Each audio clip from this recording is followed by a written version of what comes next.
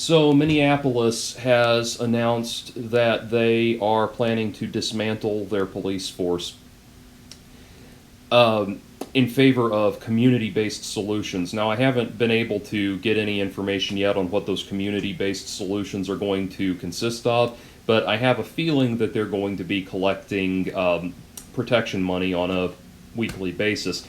And my more libertarian friends out there might be wanting to say, but Jordan, taxation is theft, and therefore the police are no better than gangs, roving street gangs collecting protection money.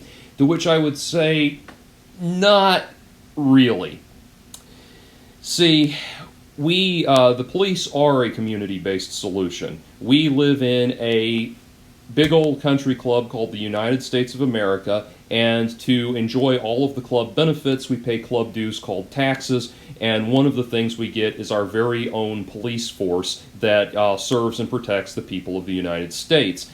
And the inevitable response is, oh, well, the police don't serve and protect us, they work against us. Yes, there is a tremendous amount of corruption. Now explain in the police force. Now explain to me how community-based solutions will not be subject to the same corruption. How is somebody from a community-based program not subject to the same human temptation to accept a bribe, or the same human temptation to favor one person over another based on their own pre-existing biases? How does a community-based solution solve all of the inherent human problems that simply metastasize in the presence of the police force, or in the workings of the police force? No one has explained that. You say that you want to throw out the whole system and start with something new. This is the nature of that throwing out. You can't just throw out the police. You're going to have to somehow throw out all of the negative aspects of human nature that we have never been able to purge in thousands of years of existence. We have been able to get those negative aspects of human nature to an all-time low thanks to capitalism, and I know that makes people run screaming for the rafters when you say that, but yes, actually it's capitalism that has raised our standard of living. The higher our standard of living, the less scarcity there is. The less scarcity there is, the less people are motivated to commit vile and heinous acts to help them, to help themselves survive or accomplish their larger goals. It's kind of like Patton Oswalt does a great routine where he talks about, back when he was like 20, 25, he hated Nickelback and he hated Creed, and he said, man, those guys suck, they're just doing it for money and pussy. And he said, I wish somebody back then had taken me aside and said, dude, wait a minute, do you realize what people will do for money and pussy?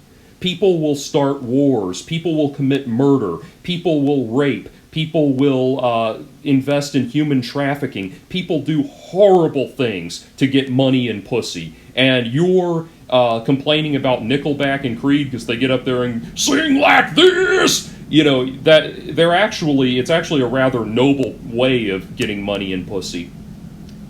And that's the thing that's not clicking with people. My 18-year-old self would be aghast to hear what I am saying right now. We'd still be wearing the same shirt, but my 18-year-old self would be aghast to hear what I'm saying right now. But the thing is, as a libertarian, I get people coming to me and saying, oh, well, if you don't want government, why don't you go live in Zimbabwe or Zaire or one of these countries, Uganda, one of these countries that the government is completely powerless and the whole country is run by drug lords and criminal cartels and all that shit. And I say, well, first of all, it's a straw man. I never said I don't want government. I said I want government that is entirely focused around one specific goal, and that is the preservation and the preservation of and for individual rights. And that is it. And the police force is an extension of that. Yes, there is corruption in the police force. Now the onus is on you to explain to me how your community-based solution is going to be free of that same corruption. Explain to me how there will be no racism in the community-based solution. How there will be no civil asset forfeiture or rather, I should say, why the community-based people will not find ways to seize and take your money and otherwise abuse their position. Why there won't be favoritism. Why everybody will somehow magically be equal under your new system. And as Ayn Rand would say, when a rational person asks them how, they reply with righteous scorn, somehow. And that's the problem that we're seeing here. John Oliver did the most recent John Oliver special, or not special, the Last Week Tonight episode was about cops and about this most recent thing. And his argument boiled down to getting rid of the police with no real tangible solution offered for what would replace them or how that would be better. But it boiled down to just an angry rant. But he was right about one thing, and that is that the police officers' unions have put up so much red tape and so complicated the process that it makes it extremely difficult for police departments and larger government entities to get justice done for these police officers, because the police officers union comes in and creates so much hassle on their behalf. And he's right about that.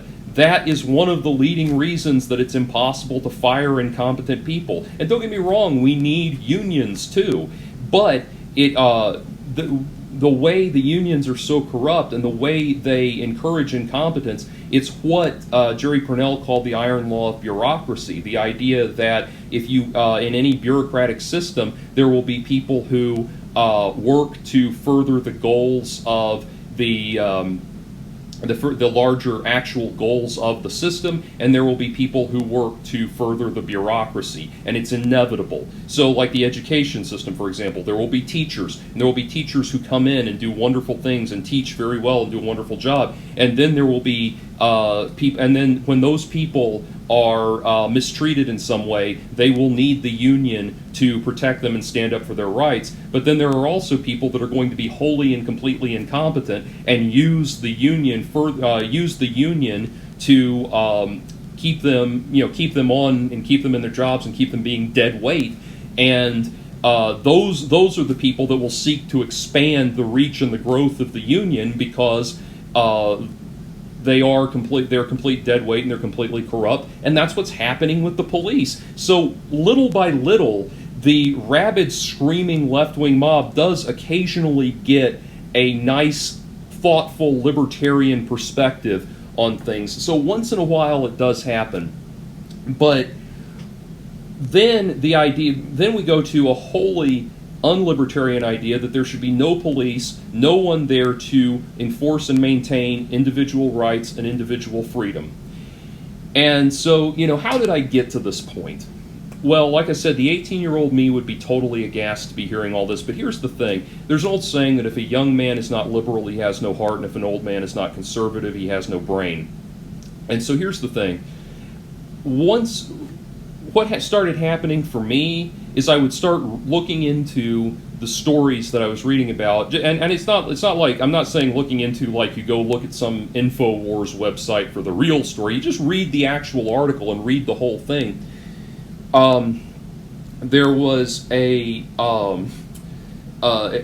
you end up having what I call an okay or a well okay moment, like, oh, okay, this is what actually happened. All right, then this is not a problem. That starts happening more and more. I think the first time it ever happened, I was in college, and I was in college and I was watching the local news up in Boston about this woman who was her child had been attacked by a dog. That her child had gone up to pet this dog, and the dog had attacked the child. The child survived, thank goodness, but the child had been attacked by this dog that went up to pet the dog. And you listen to this article, and the woman is crying, and the child is crying, and the child is psychologically damaged and all of this stuff. and it's going on. You really, in the whole, throughout the whole the news broadcast, throughout the whole news broadcast, you were just getting this unbelievable emotional story trying to justify why this woman now wants the dog to be put down. And the very last thing in the article, the very last thing in the story, was the newscaster said at the very end that the dog, the last thing before they cut to black, went to commercial, was the dog was chained up on a leash in someone's yard behind a sign that said private property. And I thought, oh, okay. This woman failed to prevent her daughter from respecting someone else's space and someone else's property. The result of that was catastrophic, and now she wants to defer the blame. Okay. Then I remember years went by and the Occupy Wall Street protest picked up. And I read about this thing, I believe it was in New York City, and I read about this thing that some people were saying that there's this public gathering place that some Occupy Wall Street people had been living on for about a week, and the public sanitation crews, or the way it was presented in the article, it was that the police used force to disperse a peaceful protest. And so I was like, oh my God, this is horrible, tyranny, police state. And then you go read it, and what had actually happened was that the sanitation crews needed to clean that public space because part of their, the responsibility of the city is to maintain the public spaces in a way that the public can use them. And they had a whole week of people living in this public space and using it as a toilet, and it had gotten unsanitary, and they needed people to come in and clean it. Let us clean it. You can then repopulate it and resume your peaceful protest. The people refused to do that. The police came in and used force to disperse the crowd. I thought, oh, okay. Then a few more years go by, and there are other experiences. I'm just partitioning these off by a space of several years. I got a thing from, like most college liberals, I signed up for MoveOn.org and everything else, and MoveOn.org sent out an email in which they said that, I believe it was Virginia, had enacted a law that made it legal to kill abortion doctors.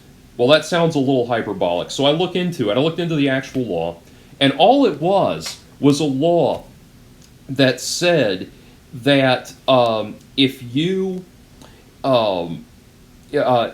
encounter a pregnant woman who is being assaulted, violently assaulted, you may use lethal force to protect that woman. So they were arguing that that law had somehow made it legal to kill abortion doctors. Well, okay, for that to make killing abortion doctors legal, you would have to, one, make it not an act of criminal trespass to go onto the property. The abortion doctor's either private or public, private home property or private business property. You would then have to make it not an act of breaking and entering. You would then have to somehow make it you would then have to prove that what you were doing was not an act of assault. And if the woman is willfully there, willfully engaging in the physical interaction of having an abortion with the abortion doctor, then he is not physically assaulting her. Therefore, it is not legal to kill abortion doctors. It's the most insane, hyperbolic thing I can imagine. The law did not even, the actual law that was put in place did not even specify, it didn't say anything about abortion doctors. It's just some wacky idiot deciding that deciding that this is not that this could be misconstrued this way. Flash forward to more recent times. There was a case. I'm doing this off the cuff, so I can't. You can look this up very easily. Look up black woman in Florida jailed for firing a warning shot. This happened right around the time that the whole Trayvon Martin incident happened. And this was even mentioned on the show Adam Ruins Everything, which when they start getting these facts like these so unbelievably wrong, I just have to stop watching. Because I start thinking, well, what other facts that I'm not in the know already in the know about are you getting wrong? Anyway, so but they mentioned this on Adam Ruins Everything. There's a woman in Florida around the time of Trayvon Martin who was put in jail, a black woman who was put in jail for firing a warning shot. And so the implication being that if she had been white, or she would have been treated differently by the criminal justice system or something like that. So I read what actually happened in the incident, and what actually happened in the incident is that this woman and her estranged husband had been arguing all day long, and she wanted to leave, and so she went out into the garage.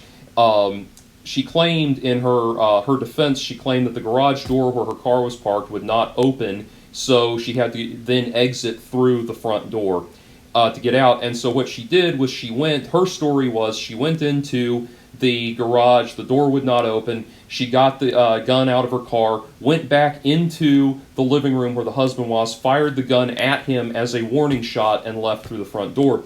And so that's her side of the story, and then the other facts come out. The other facts being the police investigated, tested the garage door, and found that it opened just fine. There is no legal definition of a warning shot at the time in Florida, but more importantly, this woman the man was not trying to stop the woman from leaving. She went and got a gun, came back into the living room, pointed it at him while he was standing there holding their child, fired, narrowly missed his head, and was trying to claim self-defense. He was across the room, he was not posing any threat, and he was with their holding their child. He posed no threat to her whatsoever when she fired that shot. She was not put in jail for firing a warning shot. She was put in jail for attempted murder. And that's what starts to happen. That's what starts to happen when they say if a young man is not a liberal, he has no heart. If an old man is not conservative, he has no brain. If that black woman had actually just been put in jail for firing a warning shot, and there was a real dereliction of justice there and a real mistreatment, I would be piping mad. But I'm not, because I read what actually happened, and it's obvious that what happened was attempted murder. So that's what starts to happen. And I think what starts to happen, I think the people who push this kind of headline outrage based nonsense, the people who thrive on public displays of violence and civil unrest and everything, I think they rely on you not looking too deeply into things and not trying to get an actual understanding of things. And again, my actual understanding, I'm not one of these paranoid conspiracy theorists. It's like you gotta look at what they're saying on the InfoWars website or on these conspiracy theory websites. Man, they're lying to you, dude. The Black Hawks are real. MK Ultra. I'm not one of those people at all. I'm just one of those people who reads the whole fucking article. And so that's what starts to happen. And the sad reality of it is you hope that people will start to do that, because that's what restores sanity. That's what allows us to stop and think and mediate and come to a rational conclusion. Now, I've given plenty of other examples where I actually am outraged about people that actually have been mistreated. One of the most prominent examples being Ahmaud Arbery, and then George Floyd, and then Mr. Cooper, I can't think of his first name, Mr. Cooper in New York City, who was harassed by a woman who was trying to use the police as a weapon against him on the basis of him being black. More recently, this woman that was shot by police when they entered her home on a no-knock warrant. These are cases of these are real cases of actual misappropriation of authority by police, and we have to be able to stop and look at what happened and not get riled up by every single thing, because if we do that, we become an insane, crazy lynch mob. Again, Sun Tzu, he will win who knows when not to fight. And so stop and look. As I'm looking at the Minneapolis riots, I want justice for George Floyd. Everybody, with the exception of a few Stefan Molyneux followers, are all on the side of this guy having, and I say Stefan Molyneux followers because he's the one pushing the bullshit notion that George Floyd died because of an underlying health condition, which, I'm sorry, that's like saying you kicked an 80-year-old woman down the stairs, but it wasn't murder because if she had been younger, she would have survived. I mean, that's absolute bullshit. Anyway, I, like pretty much everybody else, wants to see justice for this. But I also know that dismantling the police department is absolutely absurd.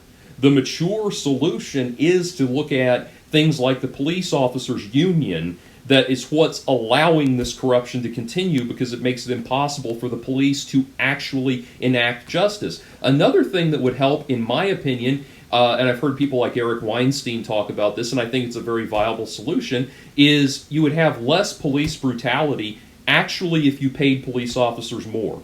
Why? Because if you pay police officers more and you pay them, you make that job a job that they don't want to lose, then they are going to actually become invested in it. They're going to become invested in doing a good job. So if you've got a job that pays extraordinarily well with a union that is not corrupt and is not going to get in the way of you being fired for doing your job badly, demonstrably doing your job badly, you have potential for reform. But you can't get to that point because the discussion is completely dominated by assholes that want violent riots in the streets. And I'm not saying, by the way, I'm not advocating that anyone do this, I'm saying this rhetorically, but I always feel like if you're the person who thinks that violent riots should be done in the streets and there should be rampant looting and rampant destruction of property, then you should just go ahead and open up your home to be looted and ransacked. You have absolutely no moral standing for that not to be okay. And so we have got what we have got is a situation in Minneapolis where we are about to see something extraordinary go into place. And that is, we are going to get to watch in real time, pay attention to Minneapolis, we are going to get to watch in real time what happens when the violent revolutionaries get their way in a situation that does not call for violent revolution. So, what has happened is, the citizens, now this does not affect me directly because I don't live in Minneapolis, but in abstract theory, we, the citizens who have paid into the system, supported the system, and expect to get our money's worth out of the system, have had that system usurped and taken away from us. And when I say us, I mean every person of every race, because we all pay the taxes to support the same system. Anyway, we have had that taken away from us on the basis of the actions of extreme political agitators that have pushed people to violence, and to such a degree that law enforcement has agreed to stand down in that community. They have agreed to disband law enforcement in that community. And that sounds like some kind of wonderful pie-in-the-sky idea, except that you have to stop and think about what you're actually getting at. I know that, it's like, again, like Jerry Purnell said, I know how Pinkos think because I used to be one. I know the thought process that's going on here. You want to do I want to buy the world a Coke playing in your head, and you think that you're going to be able to peace and love all of this, and we're all going to be able to peace and love together and be there for each other and all of this shit, man. You're really convinced that that's going to work. Let me tell you, it's not. And I'll tell you why. Stop and think for a minute about how difficult it is to get, or how much effort and time you in your life have to put out to get just one person to be trustworthy, to verify and determine that one person is trustworthy. One of my great shortcomings in the past has been that I am entirely too trustworthy. And those who know my personal backstory will know I've gotten screwed over on that bad. But think about everything that goes into, I should say, goes into establishing a relationship of trust between two people. Your parents, you tend to trust automatically. Your immediate family, you tend to trust automatically. But beyond that, how much is involved in a real human adult level of trust between two people? You know, meeting somebody and deciding that you want to cohabitate with them, whether it's as a roommate or as a spouse or any other living arrangement. Think about, or a working relationship, think about how much back and forth goodwill has to be built up over time. You know, my dad tells me one of his bosses used to have this saying that one oh shit cancels 1,000 attaboys. And that's the thing. You think about if you betray somebody's trust one time, it can undo 5, 10, 15, 20 years of trust that have been built up. And that's for one relationship. The reason we have police and law enforcement and people who can come in and enact legal mediation between parties, the reason we have all of this is not because we don't trust each other, not because we shouldn't trust each other, but because we can't trust each other. We cannot. I cannot. If I'm going to go get my bagel and my sandwich from Dunkin' Donuts for breakfast, I don't have time in my life to enact the kind of back and forth trust between two people that's going to guarantee that those people will have my best interest at heart and not poison me and not mistreat me in some or give me subpar service and that otherwise harms my health or something like that, or that they're cleaning their supplies and all that shit. I don't have time for that for every Dunkin' Donuts location in the greater Atlanta area. We have to have mediating factors that can guarantee that quality in absence of trust. And I know, again, that sounds like it's running against my libertarian ideals, but it's not. It's not. Good laws protect people from each other. Bad laws protect people from themselves. I like to say, you know, if I go and eat at Wendy's and I get horrible food poisoning and die of that or am made sick by that, that is their fault. They need to be regulated for that. They need to be accountable for that. However, if I go to Wendy's, eat nothing but Wendy's, and get horrible health problems, heart disease or diabetes or whatever as a result of eating badly, that's on me. That's the difference. And the reason I bring all of this up is because we are about to enter into a social experiment in Minneapolis where we find out what happens if a state of lawlessness is imposed on the people against their will.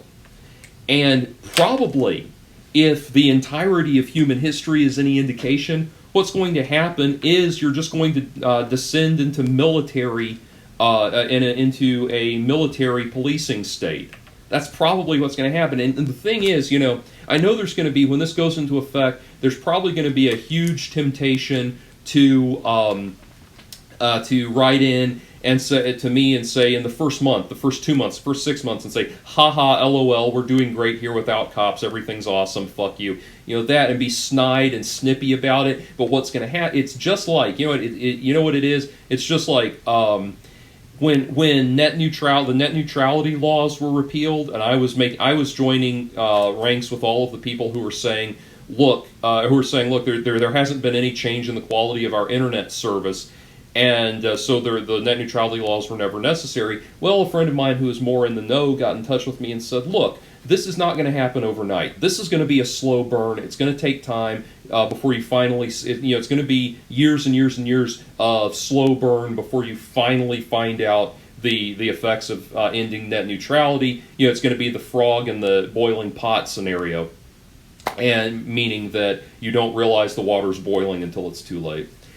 And he explained it very well. And it's the same thing here. Although I don't think it's going to last that long. I really don't. The people have already demonstrated that the people in Minneapolis have already demonstrated what they intend to do. I do not trust any of these people to any of the rioters that have looted and rioted. I'm not talking about the peaceful protesters. I'm talking about the rioters. I don't trust any of those people to be able to live in a peaceful communal society. Stop and think that every time you hear the term community-based solution, well, maybe there's a shorter term for that, a shorter expression, a community-based solution, a sort of communityism that might be encroaching on our rights and our civil liberties. And maybe there's a coincidence that the people who are wanting this sort of communityism have been pushing for, have been the far left political extremists that are pushing for this kind of communityism, where individual rights are overthrown for the sake of the community. And I'll tell you this, on a personal level, it really worries me, because I have lost quite a few long-term friends in the last couple of weeks arguing about this stuff on Facebook, which is why I'm just going through, when I see somebody compare what's happening in Minneapolis to the Boston Tea Party, I just unfollow them. Like, we can remain friends, remain civil, but I don't need to hear the dumb bullshit that's in your head. So I just unfollow them, and that's helped tremendously. But I have actually lost friends over this, because they can't understand why my concern for my immediate safety and my immediate well-being trumps, no pun intended, their passionate mental masturbation over the idea of violent revolution that they fantasize about from the comfort of their armchairs, while other people are actually bearing the cost of it out in the streets. That is the reality of the situation as it now stands. And we are entering very uncertain times. And people, that John Oliver special ended with a woman who was screaming about how for police to work, that there had to be a social contract, and the social contract has been broken. No, it hasn't, because the part of that social contract, inherent to that social contract, is the guarantee, the promise, that police officers who mistreat people in the line of duty, as has happened with George Floyd, as has undisputedly happened with George Floyd, that those people will be brought to justice. There is no utopian situation where people don't end up somehow mistreating others. It's going to happen. The best thing we can do is minimize it. And so what we have now, and this is why I get pissed off with the left, because I try to, and this is what I was getting to with talking to it with friends and everything. What will happen with me is I'll have a legitimate question, and I pose it to people, legitimately asking it to people on the left, and they assume I'm trolling just because it goes against their doctrine, their party line. So here it is in this case. George Floyd, the killers of George Floyd, all 4 police officers have been charged, either with the officer who actually, Chauvin, the officer who actually did it, has been charged with second-degree homicide. All the other officers have been charged with aiding and abetting. The city of Minneapolis has vowed to get justice. The Trump administration, I don't trust Donald Trump as far as I can throw him, but Donald Trump and Mike Pence have both come out and said that they are committed to the idea, or they are committed to getting justice for George Floyd, and they are even trying to open up the laws at the federal level to allow for federal prosecution of these guys. So when that is happening, my question to these far-left agitators, the woman screaming on John Oliver who said the social contract has been broken, is what are you talking about? How are you saying that the social contract has been broken when this is the level of response, when there has been worldwide support for justice for George Floyd? There has been the corporations, every single one of these corporations that you so claim to despise is coming out and calling for justice for George Floyd. Every single person everybody is on your side. There is not one public official that is coming out against justice for George Floyd. How in the hell are you claiming that the system is broken? And so then you're going to say, oh, well, there's all these instances of police officers mistreating and killing innocent black men, to which I say, look, there have been I know there's been a handful of other situations like I described earlier that have exploded in recent times, but the 2 most prominent situations have involved George Floyd and Ahmaud Arbery. George Floyd was killed by corrupt police officers. Ahmaud Arbery was killed by vigilante lunatics.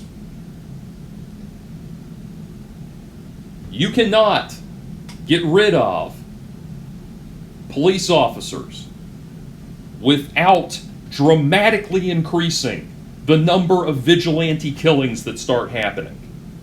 Remember, stop and think, learn the lessons of history. What was the Ku Klux Klan's primary propaganda motive? The propaganda motive, I might remind you, that encouraged police officers to join up in their ranks. What was it? There was a ongoing propaganda campaign put forth by the Ku Klux Klan and other racist organizations that black men were targeting and raping white women, and the Ku Klux Klan sprung up as a vigilante organization in response to that, in response to other fears that had been stoked around the idea of black emancipation. That was what brought about the Ku Klux Klan. And if you do away with law enforcement, as imperfect as it is, people who are scared, fearful, paranoid, disturbed, upset, unhinged, they are going to go join up in the, and we're going to start seeing these castle keep scenarios develop. This is what happens.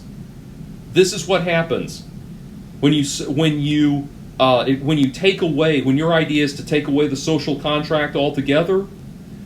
That is what's going to start happening.